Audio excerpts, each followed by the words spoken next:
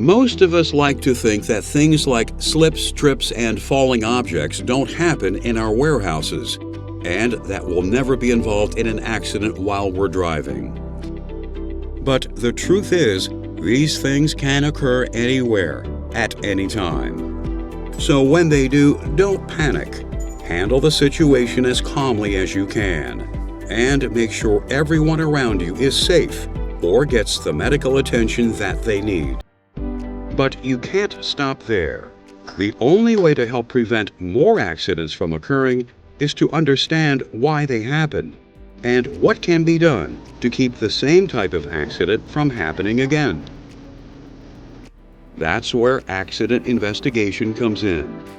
This is the process that is used to determine what factors led to an accident, as well as what a company should change to keep workers safe moving forward. In this program, we'll discuss the different types of accidents that can occur in your warehouse or vehicle, and walk through the steps of an accident investigation. We'll also take a look at several case studies to help you understand how the process works.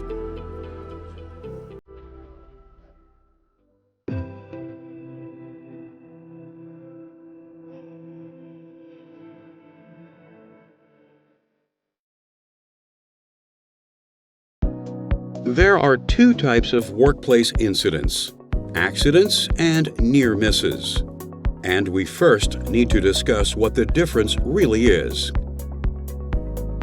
The National Safety Council, NSC, defines an accident as an unplanned, undesired event, not necessarily resulting in injury, but damaging to property and/or interrupting the activity in progress.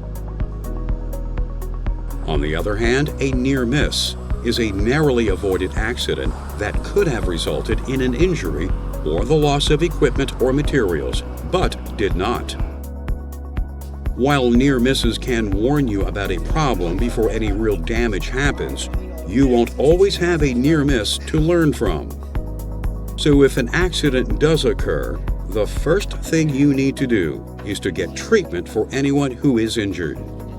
If someone needs first aid and you're qualified to give it, that should be your initial priority. Then medical personnel should be called. If the accident occurs while you're on the road, you should contact the police as well. Once any victims are taken care of, the appropriate supervisors and managers should be notified if they aren't already at the scene. Next, the area where the incident occurred should be secured with safety tape so that no one else can get hurt. This will also help to prevent any evidence of what took place from being disturbed. Only after these things are done can an accident investigation begin. In the case of a near miss, since no one was injured, you can report the incident to your supervisor so they can begin the investigation process.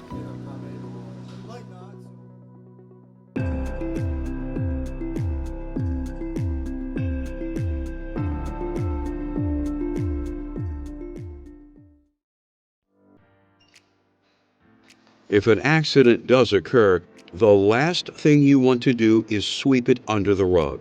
This will only result in similar incidents happening in the future. So whenever you have an accident, there needs to be an accident investigation.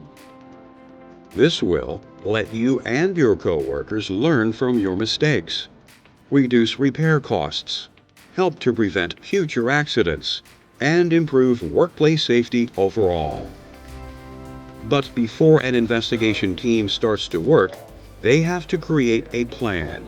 They'll determine what resources they need, who will be involved, how long it will take, and if any third-party agencies need to be contacted. The next step is to observe the accident scene. The team will look for anything that could have contributed to the incident, such as an uneven surface, wet floor, or an exposed electrical cord. For an accident that occurred while you were on the road, they might look at the crash site, the quality of the road, and the weather conditions during the accident. They can also get black box data that shows how long you were driving and how fast you were going leading up to the incident. They might even label important items and take photographs of the area. After that, they'll conduct interviews with anyone who was involved with or witnessed the event. This is where you come in. The investigators need as much help as you can give them. Be honest and provide any information that you have. Even if you did not witness the accident, investigators may want to talk with you, especially if you are familiar with the area where the incident occurred, or the task being performed at the time of the accident. Remember, the information is being gathered to help determine the exact cause of the accident, not to place blame on anyone. If you witnessed an accident in a warehouse, the investigators might ask you, what did you see at the time of the accident? What was the lighting like when the event took place? Were all company procedures being followed? Was proper supervision being provided? And other questions regarding the circumstances that existed when the incident took place. And if you were behind the wheel during the accident, the investigators may ask, how fast were you driving before the collision? What was the weather like? Can you describe the road conditions? How long had you been driving before the accident? What was traffic like at the time of the accident? And other questions about the events that led up to the accident. Lastly, the investigators will take a look at your warehouse or vehicle's documentation, such as training records, hours of service logs, work procedures, and floor plans that will help them develop a complete picture of the situation. Only after the warehouse or the vehicle and its location are inspected, interviews are conducted, and documents are read, can the team start to determine the cause of the accident.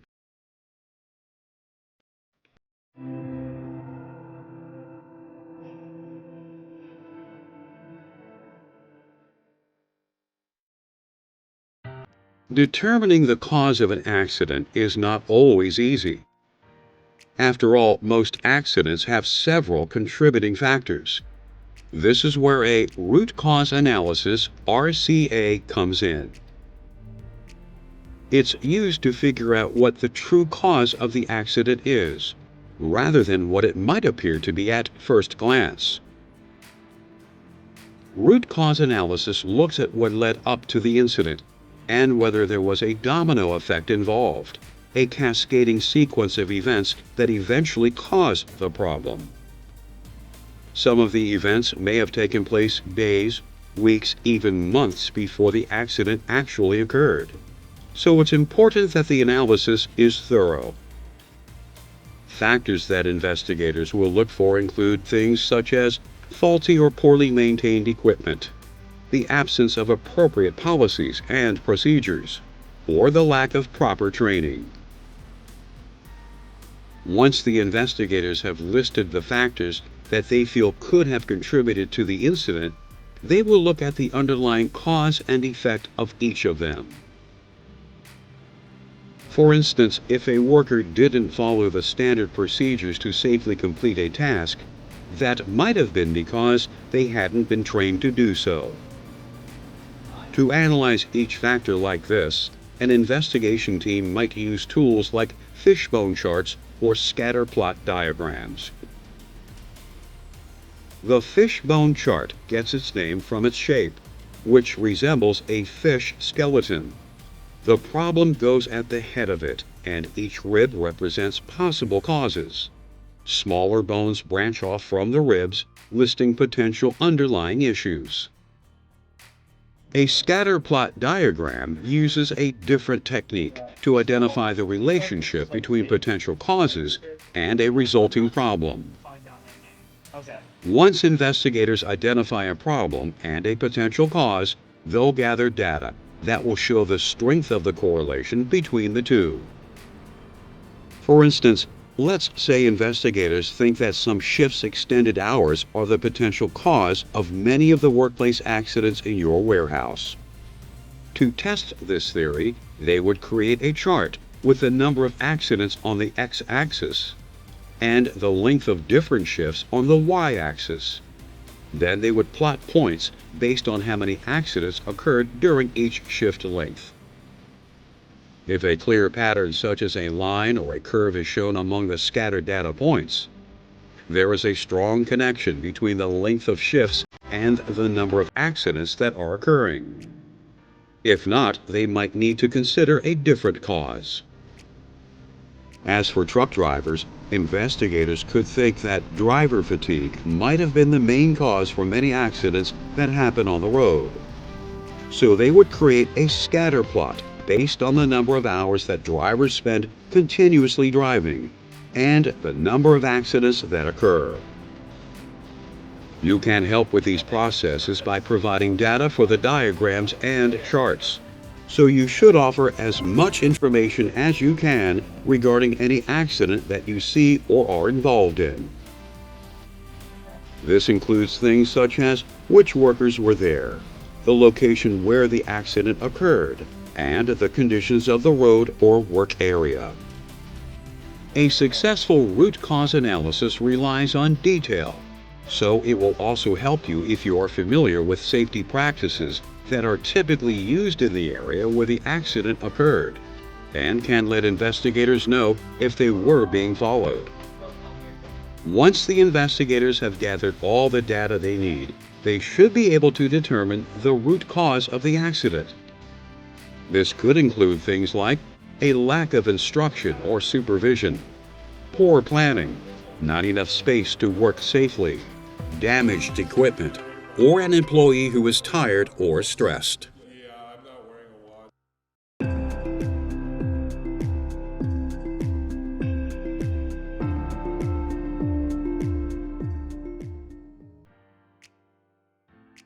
One of the best ways to understand accident investigations is to look at some examples of them.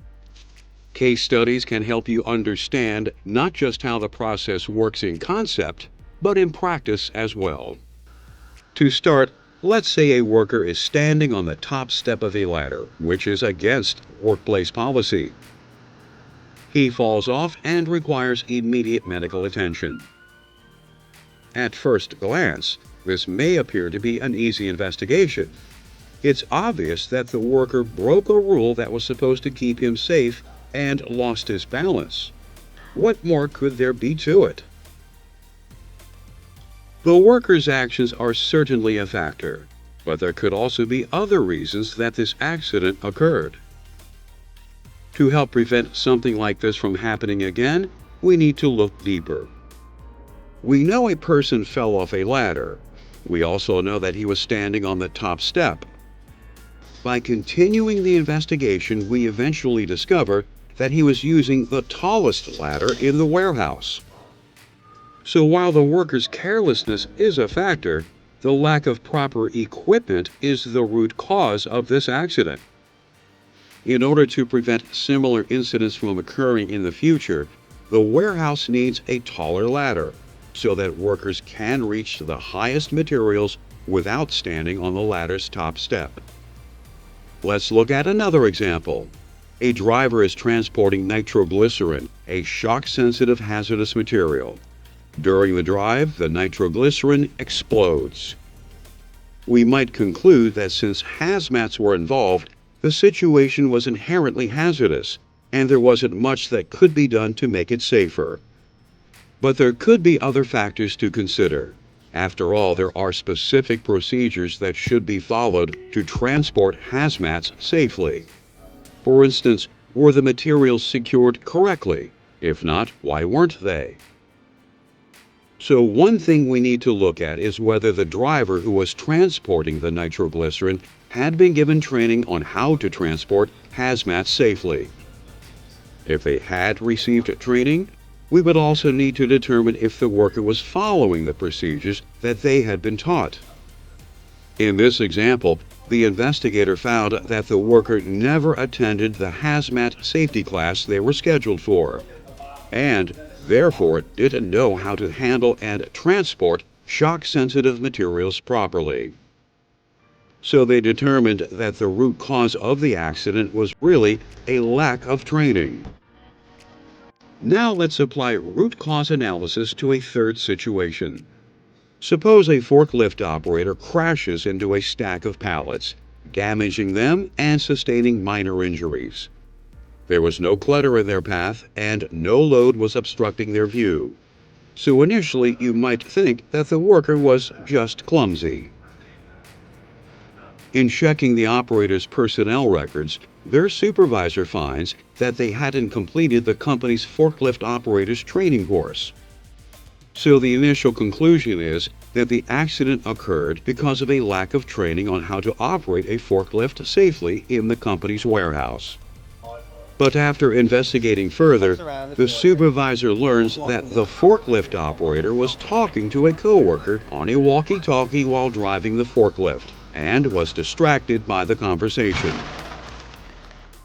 So the root cause of the accident was that the forklift operator wasn't devoting their full attention to their driving and didn't realize how close they were to the stack of pallets.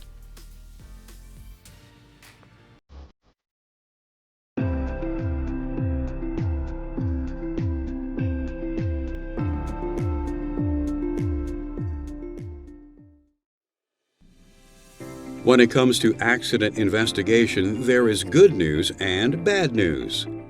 The bad news is that even when you try to do everything right, accidents will happen. The good news, you can always learn from them. There are typically 4 areas that may need to be improved after you've determined the cause of an accident: policies, training, equipment, and communication. Looking at each of these areas, you, your supervisor, and your accident investigation team can work together to create a corrective and preventative action CAPA plan. The corrective part focuses on providing an immediate fix to the cause of the accident. This might involve replacing a piece of faulty equipment or patching a leaking container. But the preventative action is where learning from the accident comes in. What can you do to make sure this type of thing doesn't happen again? Some examples of preventative action are revising related work procedures, scheduling more frequent vehicle inspections, or conducting additional employee training. For instance, if a truck breaks down on the side of the road, the corrective action would be to repair it. And the preventative part of the CAPA plan could be to schedule more frequent vehicle inspections so problems can be caught before drivers take their trucks on the road. If the task that the injured worker was doing is inherently hazardous itself, your company could take preventative action by putting more stringent workplace rules or standard operating procedures in place. Another common factor in workplace accidents is miscommunication. For instance, let's say one worker discovers that a tool is malfunctioning. They fail to communicate this to their coworkers and walk away to inform their supervisor. In the meantime, someone else tries to use it and injures themselves in the process. In this case, preventative action could involve better training for employees on workplace communication. Once an accident investigation team has defined the cause of an accident and developed a plan for avoiding similar situations in the future, there is one last thing to do. The only way your facility can truly benefit from an accident is if everyone knows what happened, what the contributing factors were, and what corrective and preventative actions are being taken. So all workers should get a copy of the investigation team's final report, and there should be extra copies stored and made available to new employees as well.